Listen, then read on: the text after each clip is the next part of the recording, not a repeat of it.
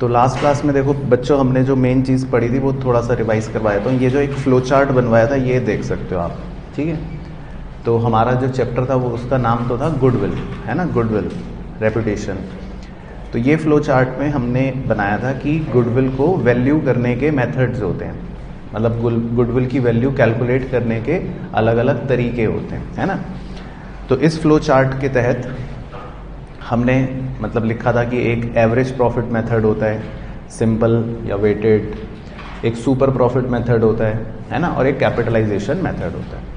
तो last class में मुझे तो याद है कि हमने एवरेज प्रॉफिट मेथड जो था बस उसका एक कॉन्सेप्ट लिखा था, उसका कॉन्सेप्ट एक समझा था, बहुत डरावना सा, और आपको होमवर्क भी दिया था कि भाई अगली क्लास तक वो पूरा फॉर्मूला जो है वो याद करके रखना, जो मुझे पता है कि आपने देखा तक भी नहीं होगा। तो खैर कोई बात नहीं, आप एक्सपेक्टेड लाइंस पर काम कर रहे हैं, लेकिन हम कॉन्सेप्ट को आज आगे बढ़ाते हैं। तो आज हम थोड़ा सा कॉन्सेप्ट और लिखेंगे पहले, है ना, फिर सीखेंगे। तो आप डालो हेडिंग, इसका नाम लिखना फ्रेश पेज पर, weighted average profit method, weighted average profit method, है ना। तो एवरेज प्रॉफिट मेथड के अंदर ही एक तरह से सेकंड पार्ट आप कह सकते हो, वेटेड एवरेज प्रॉफिट मेथड। इसके ब्रैकेट में आप लिख लेना, इसको मल्टीप्लायर मेथड भी बोलते हैं, मल्टीप्लायर मेथड, ठीक है। तो इसका पहले कॉन्सेप्ट समझा देता हूँ, बहुत ही अच्छा कॉन्सेप्ट है, बहुत ही इंपॉर्टेंट कॉन्सेप्ट है। जैसे देखो पहले एक फ़नी एग्जांपल से समझते हैं, ठीक है। जैसे मान लेते हैं आप अभी क्लास 12th में हो, ठीक है, आप अभी क्लास 12th में पढ़ रहे हो, ठीक है।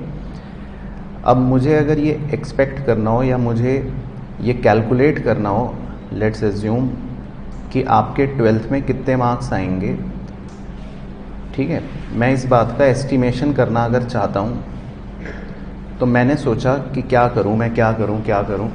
तो मैंने एक फॉर्मूला डेवलप करने की कोशिश करी। मैंने सोचा चलो एक काम करता हूं, इस बच्चे से इसके पिछले 4 साल के मार्क्स पूछता हूं कि तुम्हारे 11th क्लास में कितने मार्क्स आए, फिर तुम्हारे 10th क्लास में कितने मार्क्स आए, फिर तुम्हारे 9th क्लास में कितने मार्क्स आए, और फिर तुम्हारे 8th क्लास में कितने मार्क्स आए, है ना। या और मतलब सोच लेता हूँ चलो कि इसके पिछले 5 साल के मार्क्स पूछ लेता हूँ ताकि और क्लैरिटी हो जाए कि 7th क्लास में तुम्हारे कितने मार्क्स है, ठीक है। तो मैं एक फॉर्मूला डेवलप करने की कोशिश कर रहा हूँ। अब आपने कहा कि सर 7th क्लास में मेरे मार्क्स आए, मैं तब बहुत होशियार था, मैं 100% क्लास में मार्क्स लाया था, मैं क्लास का, स्कूल का टॉपर था, पूरे अपने शहर का टॉपर था। 8th क्लास में सर मेरे 95% मार्क्स आए। सर 9th क्लास में मैंने बदमाशी शुरू कर दी थी तो मेरे खाली 80% मार्क्स आए सर। सर 10th में मेरे आए सर, उसमें भी 80% मार्क्स आए। सर 11th में सर मेरे 70% मार्क्स आए, ठीक है। तो अब मुझे ये अनुमान लगाना है कि आपके 12th में कितने मार्क्स आएंगे, और आपके पिछले 5 साल के मार्क्स मैंने पूछ लिए। अब वेटेड वर्ड का यहाँ पर क्या मतलब होता है? वेटेड वर्ड का मतलब यहाँ पर होता है इम्पॉर्टेंस। वेटेड वर्ड का यहाँ पर क्या मतलब होता है? इम्पॉर्टेंस। अब आप बड़े ध्यान से सुनना, आपके क्लास 7th में 100% मार्क्स आए थे मान लो, या मैं कह रहा हूं नर्सरी में भी 100% मार्क्स आए थे आपके, क्या वो चीज ज्यादा इंपॉर्टेंट है या क्लास 11th में आपके 70% मार्क्स आए हैं वो ज्यादा इंपॉर्टेंट है? मतलब अगर मुझे डिसीजन मेकिंग करना है, आपकी जगह मैं होता, मेरी जगह आप होते, आपको अगर डिसीजन मेकिंग करनी होती तो आप मेरे 7th के मार्क्स को ज़्यादा इंपॉर्टेंस दोगे या 11th के मार्क्स को ज़्यादा इंपॉर्टेंस? 11th के मार्क्स को ज़्यादा इंपॉर्टेंस देना चाहिए लॉजिकली, है ना। तो बड़े ध्यान से सुनना, जो सिंपल एवरेज प्रॉफिट मेथड होता है ना, वो तो पिछले साल के बस प्रॉफिट्स ले लेता है। अब उसे मतलब नहीं है कि कोई प्रॉफिट 5 साल पुराना है, कोई प्रॉफिट 1 साल पुराना है। वेटेड एवरेज प्रॉफिट जो होता है वो इंपॉर्टेंस भी एलोकेट करता है। अब कैसे एलोकेट करता है? वो सबसे पुराने प्रॉफिट को एक इंपॉर्टेंस की वैल्यू देता है 1, कहता है इसकी इंपॉर्टेंस सबसे कम है तो इसको क्या वैल्यू देता है? 1। उसके बाद वाले को थोड़ा सा वैल्यू ज़्यादा देता है, उसके बाद वाले को थोड़ी सी इंपॉर्टेंस और ज़्यादा देता है, उसके बाद वाले को थोड़ी सी इंपॉर्टेंस और ज़्यादा देता है, और सबसे बाद वाले को सबसे ज़्यादा इंपॉर्टेंस देता है। यानी कि इंपॉर्टेंस की अगर वैल्यूज़ दी जाएं तो वो सबसे पुराने वाले को सबसे कम मिलेगी और 11th क्लास वाले को सबसे ज़्यादा मिलेगी। तो इंपॉर्टेंस जो है ना, इंपॉर्टेंस वर्ड जो मैं बार बार बोल रहा हूँ, उसको इस मेथड में वेट्स बोलते हैं। इंपॉर्टेंस को इस मेथड में क्या बोलते हैं? वेट्स बोलते हैं। तो इस मेथड के अंदर हम आपके वेट्स को भी मतलब कंसीडर करते हैं। वेट्स का मतलब इंपॉर्टेंस को भी कंसीडर करते हैं। तो समझ आ गया पहले लॉजिक? तो खैर ये डायग्राम तो आपको नहीं बनाना, तो आप तो सीधा अब लिखो मुद्दे की बात, ये तो कॉन्सेप्चुअल ड्राइंग थी।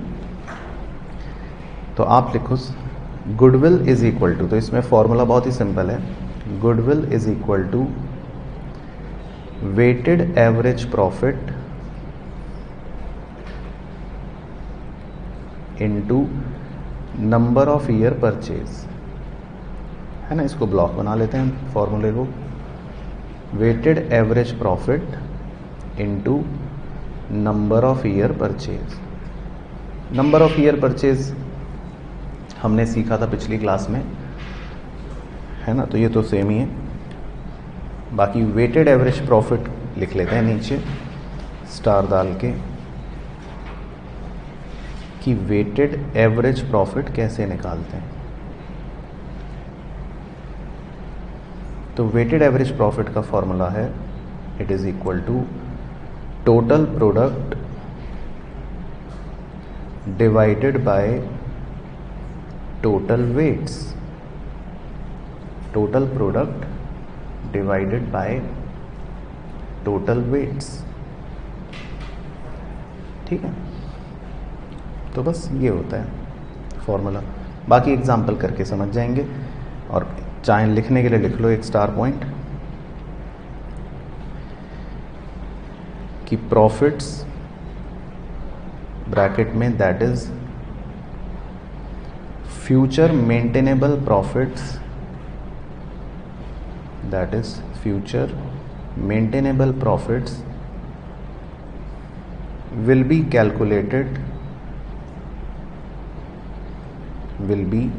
calculated in the same manner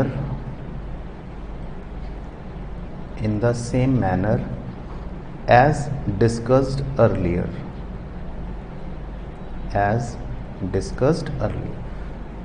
है ना। तो वो सेम है तरीका, मतलब सब सारी चीज़ें सेम है, प्रॉफिट को निकालने का तरीका सेम है, बस हमें इम्पॉर्टेंस लगाने हैं, वेट्स लगाने हैं, है ना। तो वो हम ये एग्जाम्पल से अभी देख लेंगे। तो इस मेथड में हमें इम्पॉर्टेंस लगाने हैं। चलो ठीक है, तो ये इसका कॉन्सेप्ट होता है। तो एक छोटा सा कॉन्सेप्चुअल एग्जाम्पल इसी के नीचे कर लेते हैं, इससे समझ आ जाएगा। तो आप लिख लो example, find goodwill from the given information, find goodwill from the given information। तो 2019 डैश डाल के ₹40,000 प्रॉफिट्स, 2020 ₹30,000 प्रॉफिट्स, 2021 ₹20,000 प्रॉफिट्स, और 2022 ₹60,000 लॉस। और एक और लिख लेते हैं, 2023 ₹50,000 प्रॉफिट्स। उसके बाद number of year purchase is equal to 3 years, और ब्रैकेट में लिखा है use weighted average method, use weighted average method. ठीक है, तो इस छोटे से एग्जांपल से हम एप्लीकेशन समझ जाएंगे।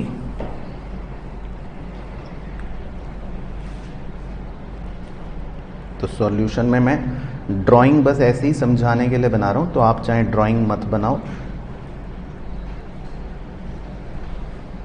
तो बेसिकली हमें पिछले 5 साल के प्रॉफिट्स दे रखे हैं,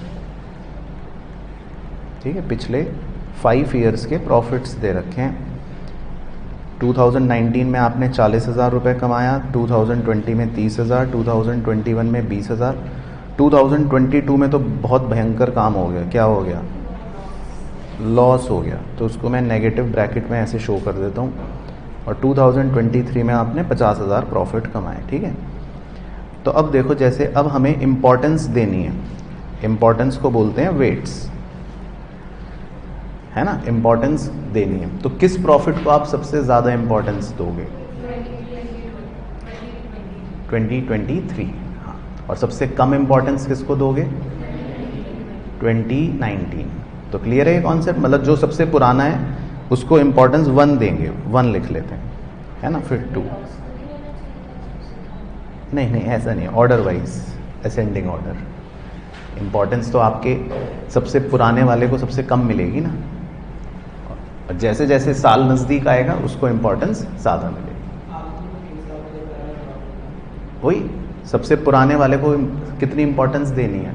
सबसे कम 1, अगले वाले को 2, अगले वाले को 3, अगले वाले को 4, अगले वाले को 5, और अगर मैं और साल देता तो फिर 6, 7, 8, 9। हाँ, असेंडिंग ऑर्डर। तो हमेशा इंपॉर्टेंस जो होती है वो असेंडिंग ऑर्डर में ही होती है। तो ये मैं लिख देता हूँ, क्योंकि जितना पुराना साल होगा उसकी इंपॉर्टेंस उतनी कम, 1।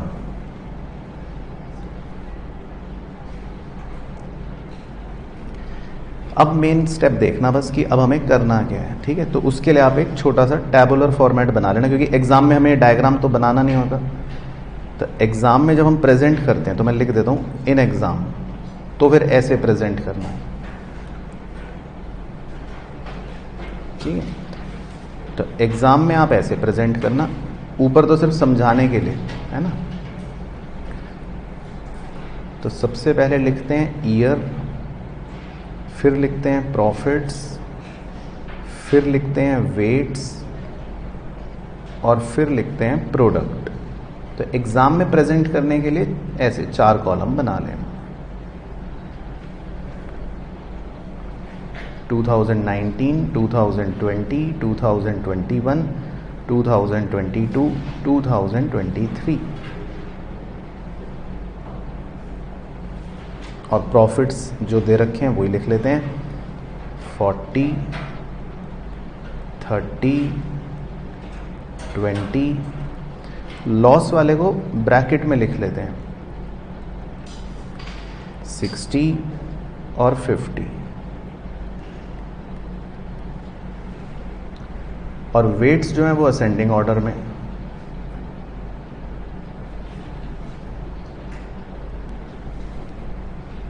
ठीक है, तो वेट्स कितना लिखना है अपने को? 1, 2, 3, 4, 5। तो मुझे फिर से बता दो, सबको क्लियर हो गया वेट्स लगाना? ठीक। अब वेट्स का टोटल कर लो, कितना आ गया? 15। ठीक है। अब प्रोडक्ट जो आखिरी कॉलम है उसका मतलब है मल्टीप्लाई करना है, तो प्रोडक्ट करो मल्टीप्लाई, प्रॉफिट को और वेट को मल्टीप्लाई करना है। तो 40 × 1, तो क्लियर हो गया प्रोडक्ट। फिर 30 × 2, 20 × 3,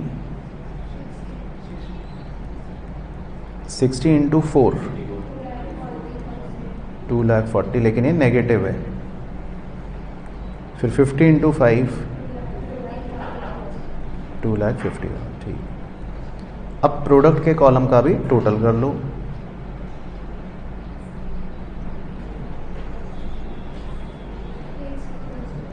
$1,70,000। ठीक है, ओके। तो कोई दिक्कत तो नहीं?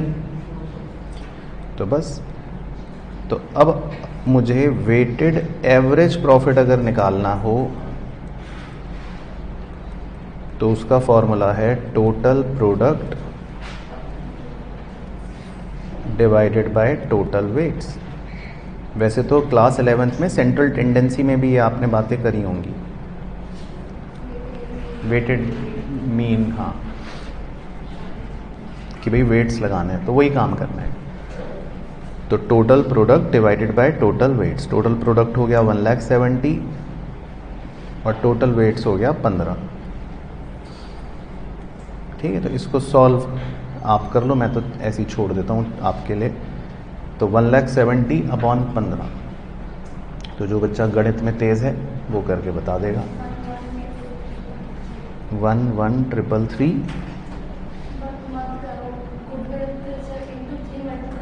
वो कोई नहीं, वो तो मैं तब कर दूंगा ना, अभी तो लिख देता हूँ ना, क्योंकि हर बच्चा आपकी तरह होशियार नहीं है, काफ़ी बच्चे मेरी तरह भी तो मंद बुद्धि हैं, तो फिर वो परेशान हो जाएंगे।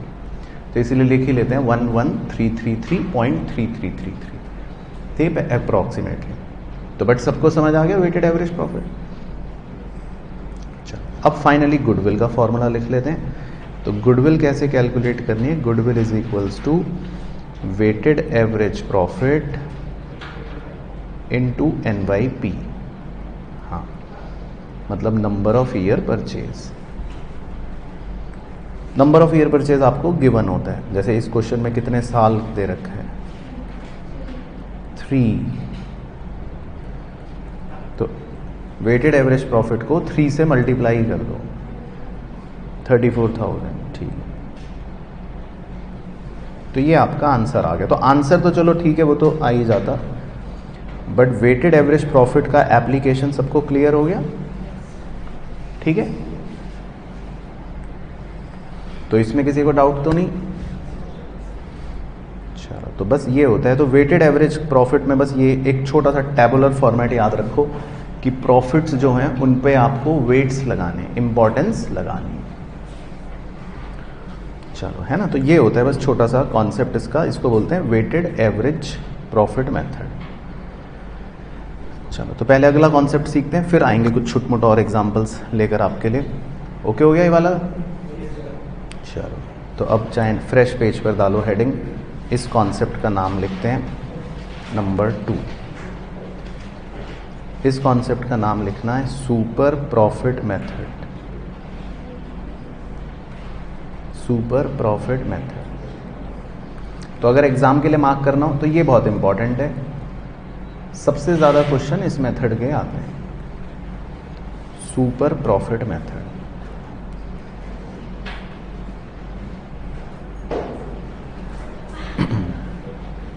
ठीक है, तो डालो हेडिंग सुपर प्रॉफिट मेथड। तो इसका पहले कॉन्सेप्ट समझा देता हूं। तो जैसे किसी इंडस्ट्री का नाम बताओ, रिलायंस, ठीक है। तो लिखो मेरे साथ, या मतलब सुनो मेरे साथ, रिलायंस तो एक फर्म है, मैं इंडस्ट्री पूछ रहा था। तो एग्जाम्पल मान लेते हैं ऑटोमोबाइल इंडस्ट्री। अब इस इंडस्ट्री के अंदर बहुत सारी फर्म्स होती हैं अलग अलग, जैसे उदाहरण के तौर पे मारुति, हुंडई, महिंद्रा, होंडा, और एक आपकी भी फर्म है, आप भी मान लो गाड़ियां बनाते हो, ठीक है। तो किसी भी इंडस्ट्री के अंदर बहुत सारी फर्म्स होती हैं। तो अब ध्यान से सुनना, तो सारी इंडस्ट्रियां जो हैं, सारी इंडस्ट्रियां एक एवरेज प्रॉफिट कमाती हैं, या सारी इंडस्ट्रियां कह लो एक नॉर्मल प्रॉफिट कमाती हैं। इसको मैं लिख ही देता हूं टर्म, नॉर्मल प्रॉफिट। नॉर्मल का मतलब है साधारण, कि भाई जैसे एग्जाम में 80% मार्क्स तो हर कोई ला रहा है क्लास में, साधारण बच्चे तो सारे ही हैं, भीड़ तो सभी हैं, लेकिन आपके आते हैं, अब देखो आपके मार्क्स आते हैं 95, तो आप बाकी भीड़ से कितने मार्क्स एक्स्ट्रा लाए? तो आप बाकी भीड़ से कितने मार्क्स एक्स्ट्रा लाए? तो इसका मतलब आप बाकी भीड़ से थोड़ा एक्स्ट्रा कमा रहे हो। तो नॉर्मल प्रॉफिट वो होता है, नॉर्मल प्रॉफिट का मतलब होता है कि ये तो साधारण प्रॉफिट है, ये तो इंडस्ट्री में हर कोई कमा रहा है, साधारण। कि ये तो हर कोई कमा रहा है, लेकिन आप साधारण से कुछ एक्स्ट्रा कमा रहे हो। ये देखो ऊपर हरा कलर कर रहा हूं, आप साधारण से कुछ एक्स्ट्रा कमा रहे हो। तो ये जो एक्स्ट्रा आपने कमाया, खाली इस हरे पोर्शन को अगर मार्क करूं तो इसको बोलते हैं सुपर प्रॉफिट। इस खाली एक्स्ट्रा को बोलते हैं सुपर प्रॉफिट। ठीक है, तो डायग्राम बनाने की जरूरत नहीं है, बस विजुअलाइज करके देखोगे आप समझ गए सुपर प्रॉफिट किसको बोलते हैं। कि सारी इंडस्ट्री जो नॉर्मल कमा रही है, आप उससे कुछ एक्स्ट्रा कमा रहे हो, तो उस एक्स्ट्रा पोर्शन को सुपर प्रॉफिट कहा जाता है। ठीक हो गया। चलो, तो ये डायग्राम वैसे जरूरत नहीं है, लेकिन हम तो मुद्दे की बातें नीचे लिखते हैं, ये तो ऐसे ही समझाने के लिए था। तो अब देखो हमें करना क्या है। अब मुद्दा ये आता है how to calculate normal profit. पहले ये कैसे पता चलेगा, चलो हाँ बच्चों से पूछता हूँ, ये कैसे पता चलेगा कि भाई पूरी इंडस्ट्री नॉर्मल कितना कमाती है।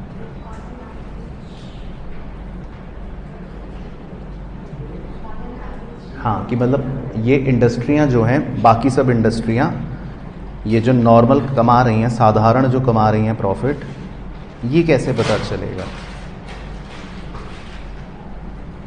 है ना। तो इसका एक फॉर्मूला होता है। चलो तो लिखवाऊं फिर आपको पहले ये कैसे पता चलता है।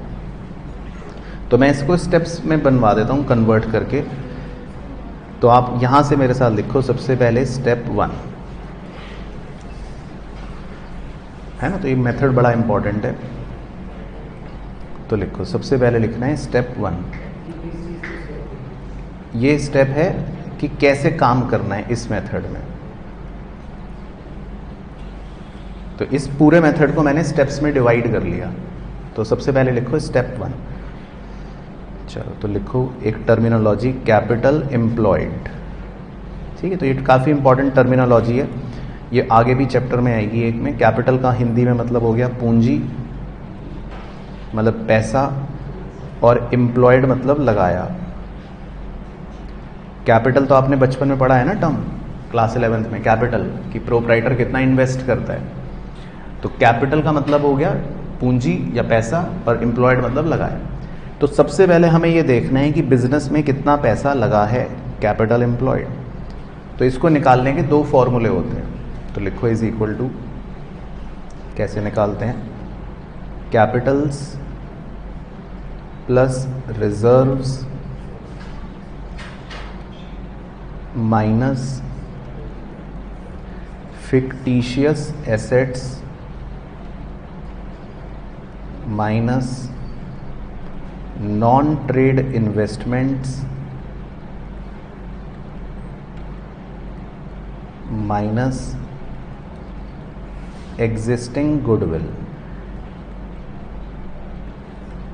ठीक है, तो ये भी एग्जांपल में समझाऊंगा, डोंट वरी, पहले आप लिख लो capitals plus reserves minus fictitious assets minus non trade investments minus existing goodwill. और एक दूसरा फॉर्मूला भी होता है, और दूसरा फॉर्मूला होता है इसी को निकालने का, total assets minus outside liabilities, total assets minus outside liabilities minus fictitious assets minus non trade investments और माइनस एग्जिस्टिंग गुडविल। ठीक है, तो अभी आप लिख लेना, अभी आप घुटने पे दर्द मत कर लें अपना, एग्जाम्पल में सिखाऊंगा सब। तो अभी खाली आपको लिखना है, सोचना नहीं है। तो ये बेसिकली एक फॉर्मूला होता है, इसको बोलते हैं कैपिटल एम्प्लॉयड, कि आपने बिजनेस में कितनी पूंजी लगा रखी है, बिजनेस में कितना कैपिटल निवेश कर रखा है, कैपिटल एम्प्लॉयड। ठीक है, तो इसको दो फॉर्मूलों से निकाल सकते हैं। अच्छा, अब आपके लिए मेरे पास एक क्वेश्चन है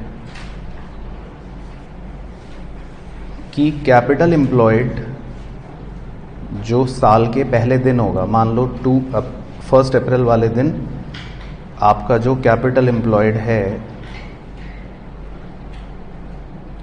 क्या ये ज़रूरी है कि 31 मार्च वाले दिन सेम कैपिटल एम्प्लॉयड हो? ये मैं आपसे क्वेश्चन पूछ रहा हूँ कि क्या ये ज़रूरी है कि जो कैपिटल एम्प्लॉयड साल के पहले दिन होगा, क्या वही कैपिटल एम्प्लॉयड साल के आखिरी दिन भी होगा, या ये चेंज हो सकता है? चेंज हो सकता है ना, क्योंकि भाई ऑब्वियसली भाई कुछ भी, हाँ, एडिशन या विड्रॉल या कोई भी फिगर बदल गई तो कुछ भी चेंज हो सकता है, राइट? तो जो साल के पहले दिन कैपिटल एम्प्लॉयड होता है उसको हम बोल देते हैं ओपनिंग कैपिटल एम्प्लॉयड, और जो साल के आखिरी दिन कैपिटल एम्प्लॉयड होता है उसको हम क्या बोलते हैं? Closing capital employed. तो हमें अपनी कैलकुलेशन के लिए, अब ये कई बच्चों को पहले ना प्रॉब्लम आती थी और कई मुंशियों को प्रॉब्लम आई कि यार कौन सा कैपिटल एम्प्लॉयड लें बिजनेस का, हम स्टार्टिंग वाला कैपिटल एम्प्लॉयड लें कि एंड वाला लें? तो आप बताओ, आप तो होशियार हो, इन दोनों का डिफरेंस ले लिया तो बहुत बड़ी गड़बड़ हो जाएगी। एंड वाला लें, एवरेज। हाँ, तो देखो इसकी बुद्धि दौड़ी। तो भाइयों बहनों, हाँ, एक लिखिए, ठीक है। तो ये आप छोटा सा ये पॉइंट नीचे बक्से में लिख लो। तो हमें इसीलिए एवरेज कैपिटल एम्प्लॉयड लेना पड़ता है, जिसका फॉर्मूला है opening capital employed plus closing capital employed divided by 2। क्योंकि बिजनेस में तो चेंज आता रहता है ना भाई, ओपनिंग में कुछ होगा, क्लोजिंग में कुछ होगा, हमें एक फिगर चाहिए, तो बेस्ट तरीका क्या है एक फिगर निकालने का? Average, because we want only one figure, single figure. तो हम इसीलिए एवरेज कैपिटल एम्प्लॉयड निकाल लेते हैं। तो कभी भी हमको अगर ओपनिंग और क्लोजिंग कैपिटल एम्प्लॉयड दे रखा होगा तो हम एवरेज निकाल लेते हैं कि भाई ठीक है, ऑन एन एवरेज पूरे साल की एक फिगर आ गई। तो हमें ये पता लगाना है कि बिजनेस में पूंजी कितनी लगी है। ठीक है, तो यहां तक समझ आया पहले स्टेप 1? ये स्टेप 1 है कि बिजनेस में पूंजी कितनी लगी है। तो हमको पता लग गया, अच्छा ठीक है भाई, इतने रुपए लगे, मान लो 1 करोड़ 2 करोड़ कुछ भी। चलो, तो ये तो हो गया स्टेप 1। अब आता है स्टेप 2। ये मेन चीज़ है जो सीख रहे हैं अभी तक, तो फिलहाल अभी तक के हिसाब से नॉर्मल प्रॉफिट है ना। हमें तो ये सीखना है ना कि भाई साधारण प्रॉफिट कितने हैं, साधारण। और इसका मतलब होता है, पूरी हिंदी में ही लिख देता हूं कि जो इंडस्ट्री में हर कोई कमा रहा है, जो इंडस्ट्री में हर कोई कमा रहा है उसे कहते हैं नॉर्मल प्रॉफिट, है ना। नॉर्मल मतलब साधारण। तो इंडस्ट्री में जो हर कोई कमा रहा है, तो अब ये हम कैसे निकालेंगे?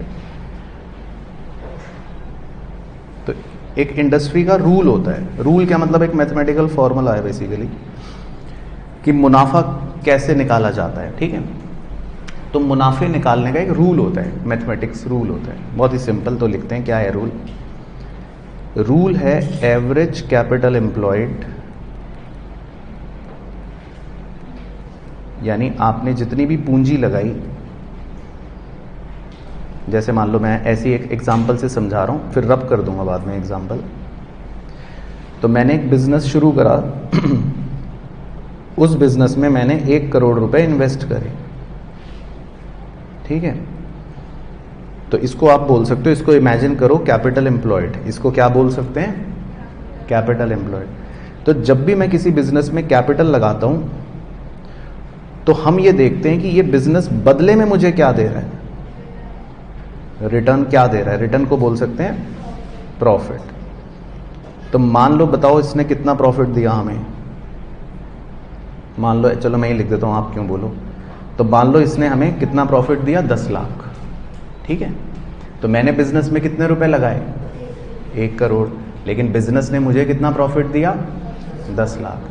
तो इसे, प्यारे बच्चों, इस बात को बहुत विद्वान लोग डिजाइनर तरीके से, पता है क्या बोलते हैं? हाँ, इसको डिजाइनर लोग कहते हैं normal rate of return is 10%। अब खुद बताओ कि क्या आप एग्री कर रहे हो इस बात से कि आपका जो रिटर्न है वो 10% है। 10% का मतलब आप अगर 1 करोड़ रुपए बिजनेस में निवेश कर रहे हो तो आपको रिटर्न कितना मिल रहा है? 10%। तो 1 करोड़ का 10% कितना हुआ? 10 लाख ही हो गया ना। तो इस बात को ऐसे बोला जाता है। तो क्लियर हो गया टर्मिनोलॉजी। तो हमारे क्वेश्चन में हालांकि ये गिवन होता है, तो इसलिए ये डायग्राम भी अब हटा देता हूं। तो हमारे क्वेश्चन में तो ये गिवन होता है, तो आपको इतना भी दिमाग नहीं लगाना। तो क्वेश्चन सीधा आपको नॉर्मल रेट ऑफ रिटर्न दे देता है। तो बस आप लिख लो formula into normal rate of return. तो आप सीधा एवरेज कैपिटल एम्प्लॉयड से नॉर्मल रेट ऑफ रिटर्न को मल्टीप्लाई कर देना। तो क्वेश्चन में हमें दिया होता है, तो आपकी टेंशन खत्म। बस तो नॉर्मल प्रॉफिट आ जाएगा। तो स्टेप 2 समझ आ गया, छोटा सा स्टेप 2। अच्छा, फिर स्टेप 3 पे चलते हैं। लेकिन अभी भी जंग बहुत बड़ी है। अभी तो आपने सिर्फ कितना निकाला है, देखो ऊपर जा रहा हूं। अभी तो आपने सिर्फ ये निकाला है कि इंडस्ट्री में सारे लोग क्या कमाते हैं। हाँ, अभी तो आपने ये निकाला है कि इंडस्ट्री में सारे लोग नॉर्मली क्या कमा रहे हैं। लेकिन क्या ये आंसर हो गया? नहीं, अभी तो हमें मंजिल दूर है। अभी तो हमको ये निकालना है कि आप एक्स्ट्रा कितना कमा रहे हो। तो पहले स्टेप 3 लिखते हैं। तो स्टेप 3 में लिखो average profit is to be calculated as discussed earlier in average profit method। Bracket में लिख देता हूं, refer future maintainable profit formula, जो होमवर्क में दिया था आपको रटने के लिए। ठीक है सर, जो हमने होमवर्क में रटा नहीं। तो स्टेप 3 बेसिकली वही है जो आपको होमवर्क दिया था कि आपको एवरेज प्रॉफिट का कहा था ना कि पूरा वो फॉर्मूला लर्न करना है, बड़ा सा। हाँ, कहा था ना। तो वो फॉर्मूला लर्न करना है और हमको एवरेज प्रॉफिट निकालना है। तो स्टेप 3 में हमें ये निकालना है कि हम कितना कमाते हैं। हमें अपनी कमाई तो निकालनी आनी चाहिए ना कि भाई हम कितना एवरेज प्रॉफिट कमा रहे हैं। तो एवरेज प्रॉफिट जो है वो हमारी कमाई है, वो हम जो कमा रहे हैं। तो हम ऐसी कॉमन सेंस लगाओ, बहुत सिंपल है। येलो कलर वो है जो हम कमा रहे हैं, ब्लू कलर वो है जो साधारण हर कोई कमा रहा है। और हमें अब स्टेप 4 में निकालना है कि हम एक्स्ट्रा कितना कमा रहे हैं। यानी कि स्टेप 4 में हमें निकालना है सुपर प्रॉफिट। तो कैसे निकालेंगे हम एक्स्ट्रा? येलो वाला जो हम कमा रहे हैं, हम कमा रहे हैं। और ब्लू वाला वो है जो इंडस्ट्री में हर कोई कमा रहा है। मतलब डायग्राम पर समझा देता हूं। येलो वाला मतलब ये जो हम कमा रहे हैं, पूरा बार डायग्राम समझ लो येलो कलर। ठीक है। और ब्लू कलर वो है जो हर कोई कमा रहा है। तो बताओ एक्स्ट्रा कैसे निकालेंगे? येलो में से ब्लू माइनस कर दोगे तो एक्स्ट्रा निकल जाएगा। क्यों, गलत तो नहीं कह रहा भाइयों? येलो कलर का जो बार है, मतलब जो पूरा आप कमाते हो, उसमें से ब्लू वाला हिस्सा हटा दोगे तो खाली एक्स्ट्रा एक्स्ट्रा बच जाएगा। तो हमें खाली ये निकालना है कि हम एक्स्ट्रा कितना कमाते हैं, मतलब हम सुपर प्रॉफिट कितना कमाते हैं। तो उसका फॉर्मूला वेरी इजी, लिख लो average profit minus normal profit. बस, तो इसको बोलते हैं सुपर प्रॉफिट। तो अल्टीमेटली आपको ये निकालना है कि भाई हम कितना एक्स्ट्रा कमाते हैं, सुपर प्रॉफिट क्या है। बस, तो स्टेप 4 तक आ गए तो समझ लो बस। फिर हम फाइनली अब गुडविल निकाल सकते हैं। तो उसको तो बॉक्स में ही लिख लेते हैं। तो गुडविल का फॉर्मूला बन गया is equal to super profit into number of year purchase. Super profit into number of year purchase. ठीक है, तो इसको अभी अप्लाई करेंगे, डोंट वरी। बाकी इसमें एक ही स्टार पॉइंट है, वो लिख लो। If super profit is negative, अगर सुपर प्रॉफिट नेगेटिव है या आ गया मैथमेटिकली, सुपर प्रॉफिट नेगेटिव कब आता है, ब्रैकेट में लिख लो, when normal profit exceeds average profit. अगर सुपर प्रॉफिट नेगेटिव आ गया, मान लो कि भाई सारी इंडस्ट्री तो नॉर्मली 80% मार्क्स ला रहे हैं और आपके 60% आए, तो आप औरों से एक्स्ट्रा नहीं हो, आप तो उल्टा औरों से भी कम हो। तो सुपर प्रॉफिट अगर नेगेटिव आ गए मान लो, तो क्या होगा, then there is no goodwill of the firm. तो फिर आपकी कोई समाज में इज्जत नहीं। फिर तो सब यही बोलेंगे ना कि यार 80 तो क्लास में सभी के आ रहे थे, तुम तो 80 भी नहीं लाए, तो आप तो 80% भी नहीं लाए, तो आप तो फिर क्या गुडविल, आपकी कोई समाज में इज्जत नहीं। तो if super profit is negative then no goodwill, फिर कोई गुडविल नहीं।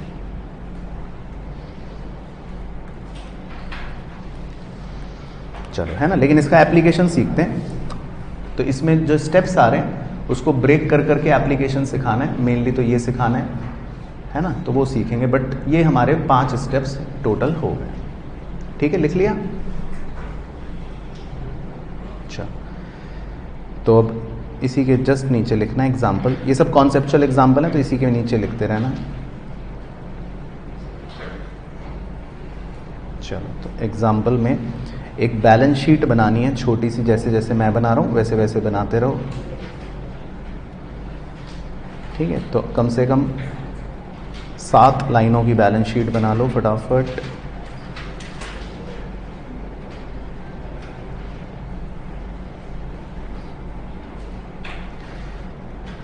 तो 2 पार्टनर मान लेता हूँ। X capital 1 lakh, Y capital 3 lakh, general reserve 4 lakh और क्रेडिटर्स 2,50,000। और कुछ तो नहीं आता लाइबिलिटी साइड में, देख लो आपके मन में कुछ और हो तो।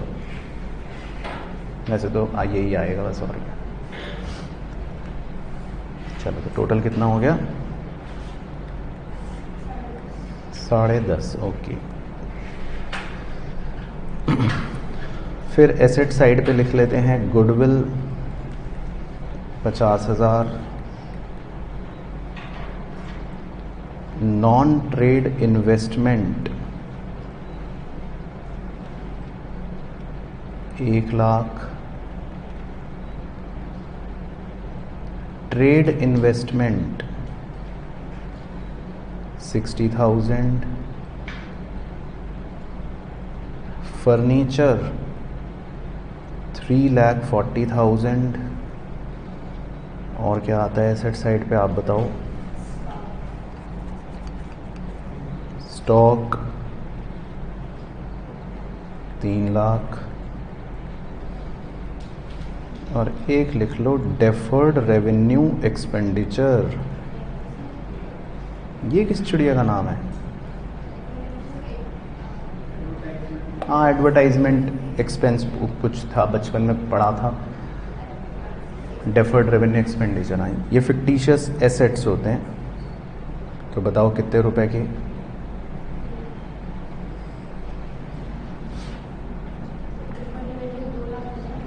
2 लाख। ठीक है, तो मैंने मतलब एक ऐसी बैलेंस शीट बना ली मनगढ़ंत फिगर्स की, जो हमारी बातों को अच्छे से मतलब समझाने में सक्षम रहे। ठीक है, तो 2 पार्टनर्स हैं, उनकी कैपिटल है, जनरल रिजर्व है, क्रेडिटर है, ये लाइबिलिटीज़ हैं। एसेट साइड में इंटेंजिबल एसेट गुडविल है, अच्छा, इसमें मार्किंग करवा देता हूँ ताकि आपको पता रहे, ये जो बैलेंस शीट के अंदर गुडविल होती है ना, इसको एग्जिस्टिंग गुडविल कहा जाता है। तो ये आप लिख लो, तो ये आगे काफ़ी जगह ये टर्म यूज़ भी होगा। तो बैलेंस शीट के अंदर वाली गुडविल को एग्जिस्टिंग गुडविल कहते हैं, है ना। तो ये जस्ट फॉर द टर्मिनोलॉजी। बाकी नॉन ट्रेड इन्वेस्टमेंट है, ट्रेड इन्वेस्टमेंट है, ये सब बताया था आपको। फर्नीचर स्टॉक तो पता ही है क्या है, और डेफर्ड रेवेन्यू एक्सपेंडिचर है, ये भी मार्क करना चाहो तो कर लो। ये बचपन में आपको एक टर्मिनोलॉजी सिखाई थी, उसमें होता है, इसको फिक्टिशियस एसेट कहते हैं।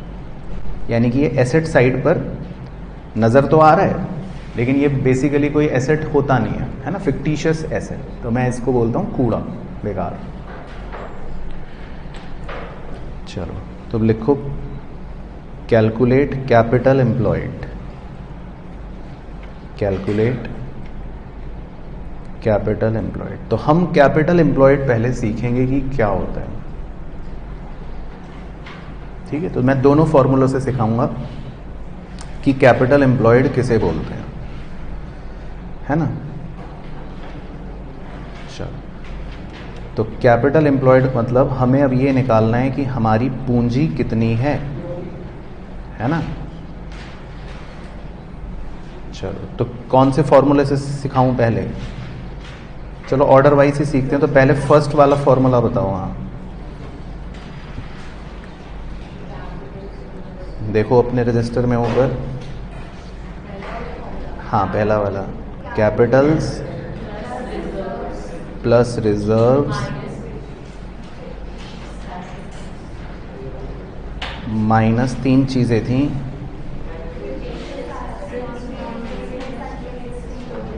सही। हाँ, तो ये फटाफट लिख लो, चेपो साथ साथ, याद हो जाएगा इसी बहाने। Minus fictitious asset minus non trade investments और माइनस एग्जिस्टिंग गुडविल।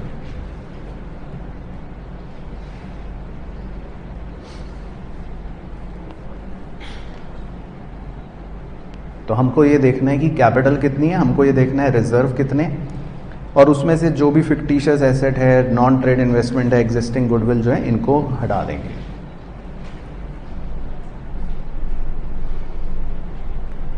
चलो, तो मैथमेटिक्स बनाते हैं। तो पहले कैपिटल्स देखते हैं, कैपिटल्स कितनी है। दिख गई कैपिटल्स, एक्स और वाई की कैपिटल कितनी कितनी है, 1 लाख और 3 लाख। तो बताते रहना भाइयों, कैपिटल्स ओके। तो लिख लो capitals 4 lakh plus reserves, general reserve, हाँ इसको रिजर्व बोलते हैं क्योंकि ये भी प्रॉफिट का ही पार्ट है। तो 4 लाख, और माइनस करनी है 3 बातें, एक तो फिक्टिशियस एसेट, एक नॉन ट्रेड इन्वेस्टमेंट और एक एग्जिस्टिंग गुडविल। तो देखो तीनों नीली पट्टियां आपके लिए इसीलिए करी थी। एक एग्जिस्टिंग गुडविल कितनी है, 50 दिख रहा है, नॉन ट्रेड इन्वेस्टमेंट कितना है 1 लाख, और फिक्टिशियस एसेट कितना है 2 लाख। तो क्लियर है भाइयों बहनों सबको। तो ये तीनों नीली पट्टी वाले आइटम माइनस कर देते हैं। 50,000, 1,50,000 और 2 लाख, अच्छा 1 लाख, सॉरी, हाँ 50,000, 1 लाख और 2 लाख। तो ये सॉल्व करके आंसर आ जाएगा। कितना आ रहा है आंसर, 4,50,000। तो इसको हम बोलेंगे कैपिटल एम्प्लॉयड, यानी कि हमने कितनी पूंजी लगाई है बिजनेस में, 4,50,000, या बिजनेस में कितनी पूंजी लगी हुई है, 4,50,000। तो क्लियर हो गया। अच्छा, अब हम इसी को दूसरे फॉर्मूले से भी निकालते हैं। और तो एक बार दूसरा फॉर्मूला भी बताओ क्या है।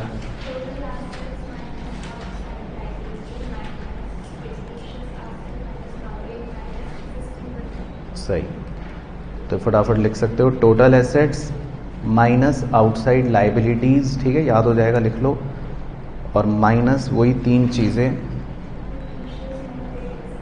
फिक्टिशियस एसेट क्योंकि ये बेकार होते हैं, नॉन ट्रेड इन्वेस्टमेंट ये भी बेकार होती हैं, और एग्जिस्टिंग गुडविल ये भी हमें हटानी पड़ती है। तो 3 चीज़ें माइनस कर दो। तो अगर सेम आया आंसर तो इसका मतलब वेरी नाइस है ना, और सेम नहीं आया तो इसका मतलब आपने गड़बड़ करी। चलो, तो टोटल एसेट्स पहले ऊपर देखने जा रहा हूँ। तो टोटल एसेट्स हमारे बैलेंस शीट के टोटल कितने हैं? 10,50,000। ठीक है। अब आउटसाइड लाइबिलिटीज किसे कहते हैं? आउटसाइड लाइबिलिटीज जो हमें बाहर वालों को पे करनी है, आउटसाइडर्स को पे करनी है। हाँ, तो आउटसाइड लाइबिलिटी कौन होता है यहाँ पर? हाँ, तो क्रेडिटर्स वगैरह इन सब चीज़ों को आउटसाइड लाइबिलिटीज़ कहते हैं। लोन वगैरह, बैंक ओवरड्राफ्ट, बिल्स पेबल, ये सब। तो 2,50,000। तो क्लियर है? बता देना भाइयों सबको।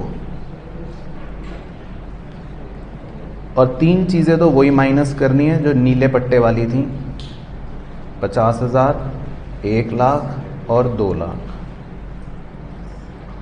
तब करके देखो क्या आ रहा है? 4,50,000। सही। तो कैपिटल एम्प्लॉयड आप किसी भी फॉर्मूले से निकाल सकते हो, सेम ही आता है। तो ये इसमें खूबसूरती है कैपिटल एम्प्लॉयड की। बाकी आई होप आपको समझ आ गया होगा कि दोनों फॉर्मूलों का एप्लीकेशन कैसे करना है। क्लियर हो गया कैपिटल एम्प्लॉयड? अच्छा, अब इसी के जस्ट नीचे लिखो, now if normal rate of return, now if normal rate of return is equal to 20%, if normal rate of return is equal to 20%, then normal profit is equal to. तो जो होशियार है पहले वो ट्राई करके जल्दी निकाल के बताओ।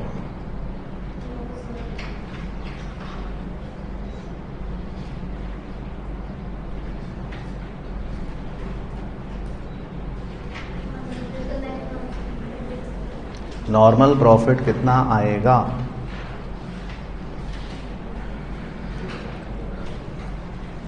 चलो, तो ठीक है। तो एक बार ऊपर स्टेप 2 दिखाने जा रहा हूँ। पहले कैपिटल एम्प्लॉयड तो समझ गए ना, स्टेप 1। स्टेप 1 तो ओके हो गया। चलो, अब यहाँ पर देखो स्टेप 2, नॉर्मल प्रॉफिट कैसे निकालना है? Very very easy. मैंने कहा था capital employed into normal rate of return. तो नॉर्मल प्रॉफिट आपको अगर निकालना हो कभी भी तो very easy formula, capital employed लिख लो, है ना, और उसको मल्टीप्लाई कर दो किससे? नॉर्मल रेट ऑफ रिटर्न से। तो 20% से मल्टीप्लाई कर दो, मतलब 20/100। तो कितना आ गया?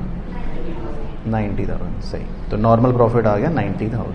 तो ये हो गया स्टेप 2। ठीक है, तो कोई दिक्कत तो नहीं। फिर इसी के नीचे लिखो, now if average profit is equals to 1,25,000, अगर एवरेज प्रॉफिट है 1,25,000 रुपये, then super profit is equal to, ये बताओ आप कितना एक्स्ट्रा कमा रहे हो?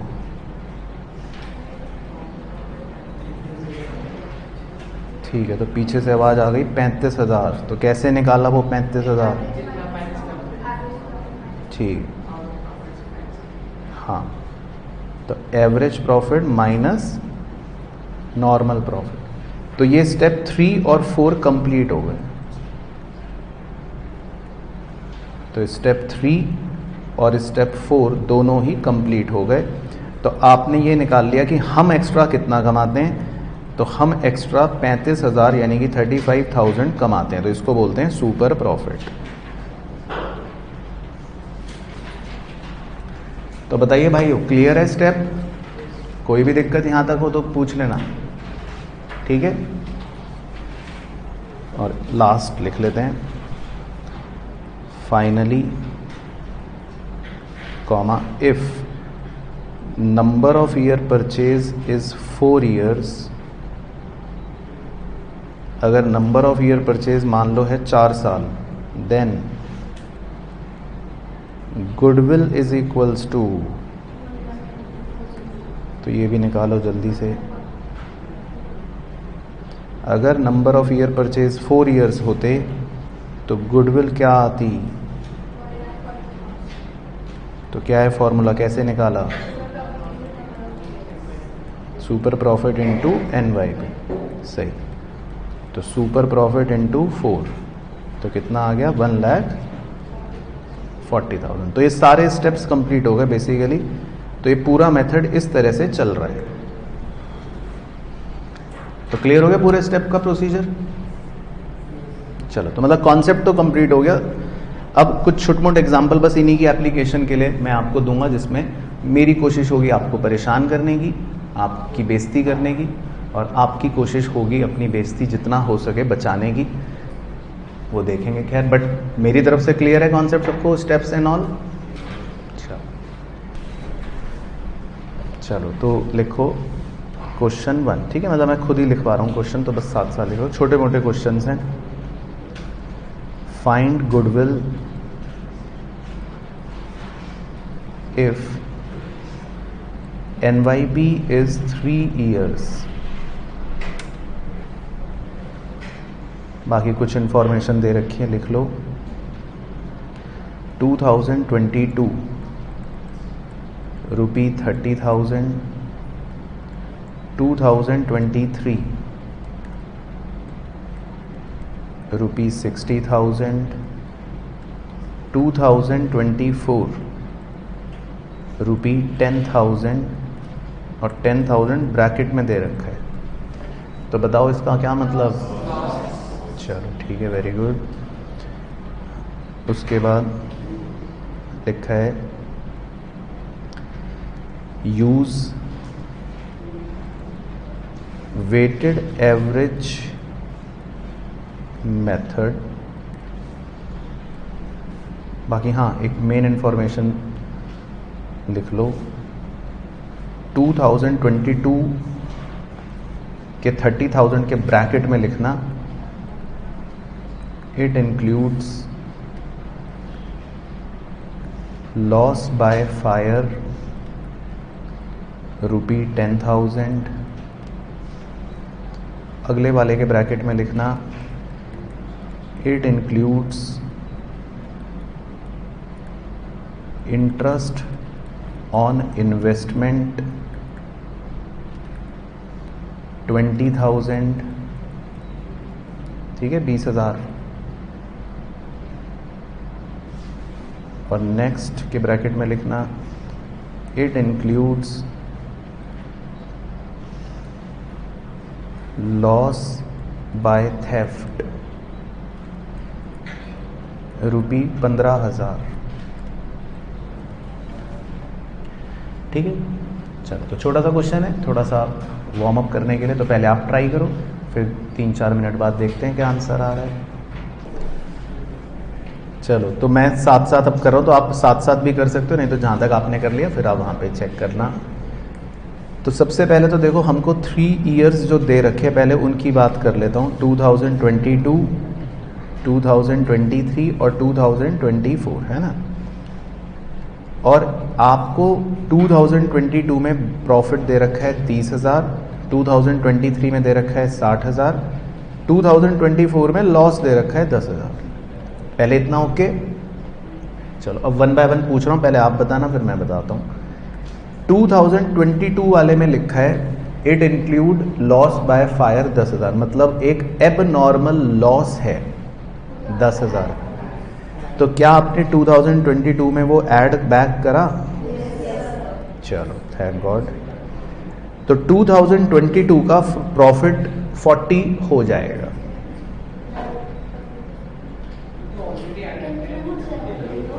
हाँ, इंक्लूड का मतलब वही कि आपने इस साल एक लॉस को कंसिडर कर रखा है। अब ये तो एक एबनॉर्मैलिटी है। हाँ, इंक्लूड है ना, वही तो इंक्लूड का मतलब है कि आपने एक एबनॉर्मल चीज को उसके अंदर ले रखा है। नहीं, माइनस नहीं, लेने का मतलब है। अच्छा अच्छा, ओके, ये कह रहे हो।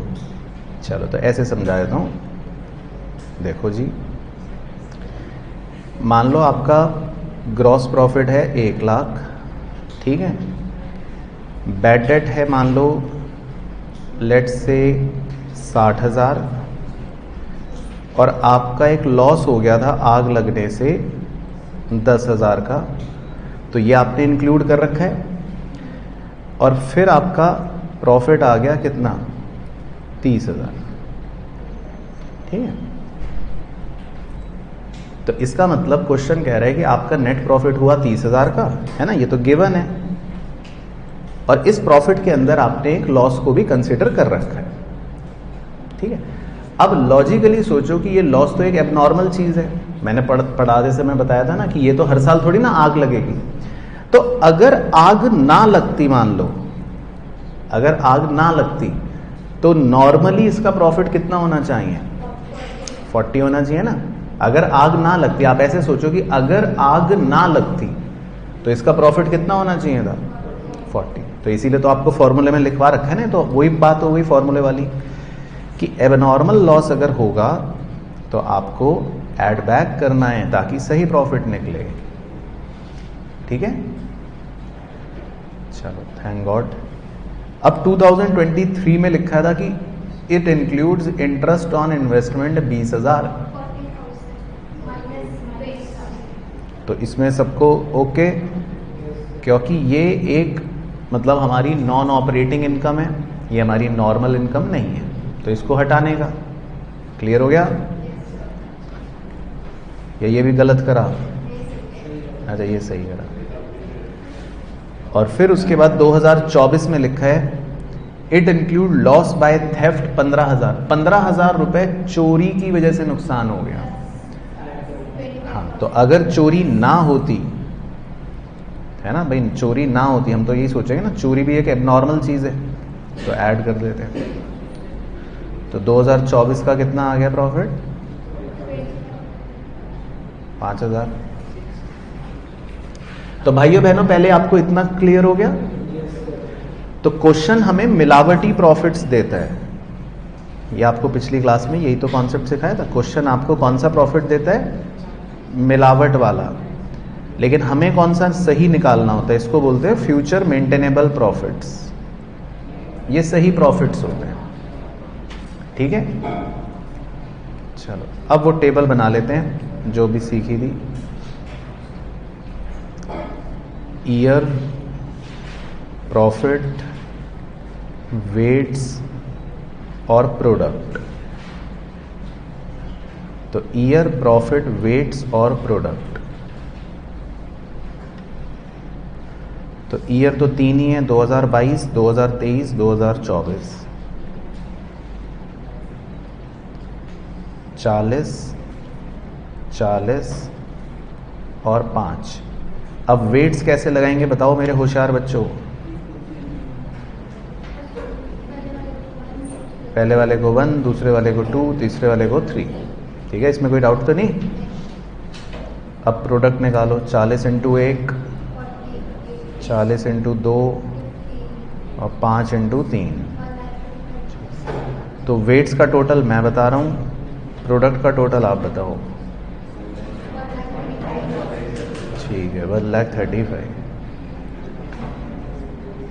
तो यहां तक कोई बच्चा पहुंच पाया था?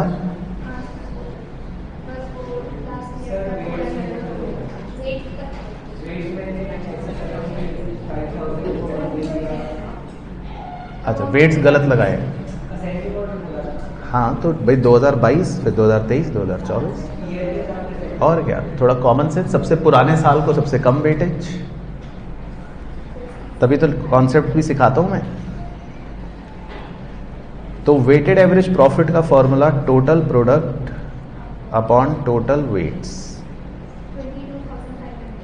22,500. ओके, तो goodwill is equal to weighted average profit into NYP कितना है 3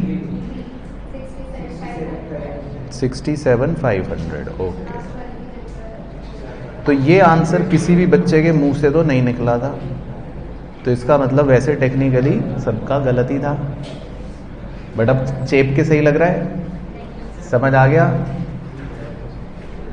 तो लिख लो पहले सही आंसर, तो 67,500 इसका सही आंसर। चलो एक और कर लेता हूं, question 2।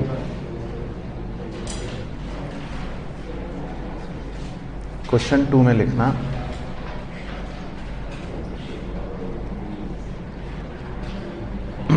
Capital employed,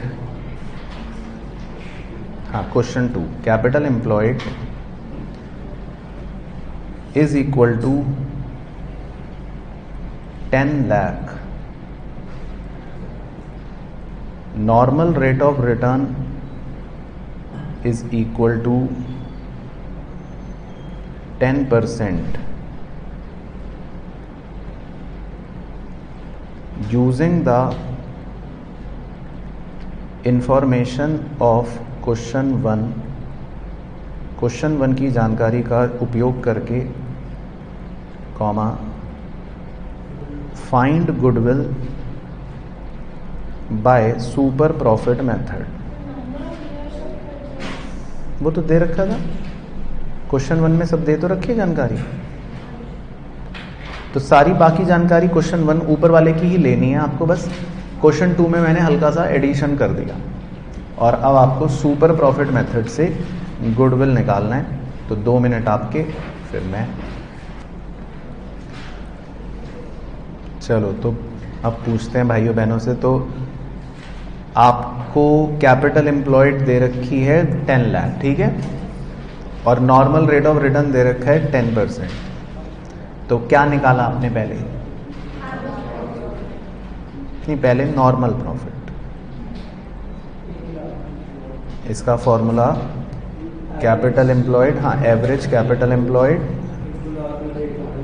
into normal rate of return. तो इसका मतलब ये कि और नॉर्मल रेट ऑफ रिटर्न है 10%। तो दोबारा से कॉन्सेप्ट देख लो चाहे, नॉर्मल प्रॉफिट का मतलब है कि सारे लोग कितना प्रॉफिट कमा रहे हैं नॉर्मली, साधारण 1 लाख, ठीक है, तो इसको नॉर्मल प्रॉफिट बोलते हैं। ठीक है भाइयों बहनों, ये स्टेप ओके। अब बाकी तो उसने कहा था using the information of question 1 above, कह रहा बाकी सब क्वेश्चन 1 की इंफॉर्मेशन ले लो। तो क्वेश्चन 1 में आपने एवरेज प्रॉफिट निकाल रखा है, क्वेश्चन 1 में है ना, वेटेड एवरेज प्रॉफिट निकाला था ना ऊपर आपने क्वेश्चन 1 में, कितना निकाला था बताओ? 22,500 यही निकाला था, हाँ वेटेड एवरेज ही। अच्छा आपने खाली एवरेज लिया, वेटेड नहीं लिया? अच्छा, हालांकि मैंने तो कहा था using the information of question 1, तो मतलब क्वेश्चन 1 वाली ही ले लो। अच्छा चलो, तो कौन सा लें भाई हो, ये वाला लें या खाली एवरेज वाला लें? खाली एवरेज वाला, चलो ठीक है, तो मतलब खाली एवरेज वाला ले लेते हैं, ये लो। तो खाली एवरेज निकालने के लिए अब वेट्स मत लगाना आप, तो 40, 40 और 5 जो प्रॉफिट्स हैं उनमें वेट्स मत लगाना, खाली एवरेज कर लेना। तो कितना आ रहा है बताओ खाली एवरेज?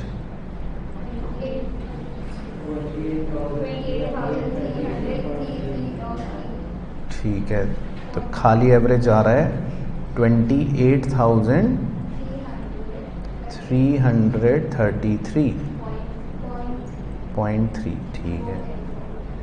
चलो तो यहाँ तक ओके। तो एवरेज प्रॉफिट का मतलब हो गया कि आप इतना कमाते हो,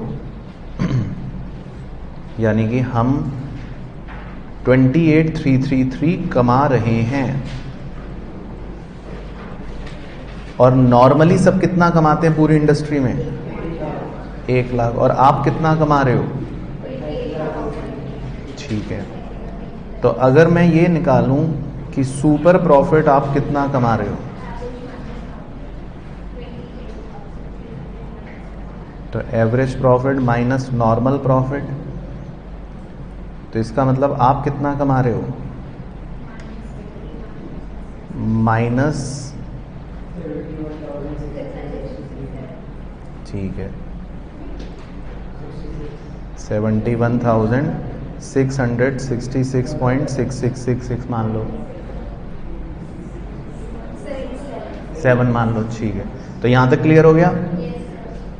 तो क्योंकि आप होमवर्क नहीं करके आए आज, है ना, तो इसीलिए देखो अब आपकी गुडविल क्या, आपकी समाज में इज्जत क्या, क्योंकि सुपर प्रॉफिट क्या आ गए? माइनस आ गए ना। तो अगर सुपर प्रॉफिट नेगेटिव आ गए तो बस यहीं पे क्वेश्चन छोड़ के आप लिख देना कि भाई नो गुडविल। इसका मतलब कोई गुडविल नहीं है। ठीक है, तो यही कह रहे थे आप। तो सुपर प्रॉफिट नेगेटिव आएगा तो फिर क्या होगा? No goodwill. चलो, बट समझ आ गए स्टेप की एप्लीकेशन? चलो, तो बस आज का भी यही होमवर्क है, रिवाइज करना बस कॉन्सेप्ट अच्छे से, बाकी फिर नेक्स्ट क्लास में करते हैं।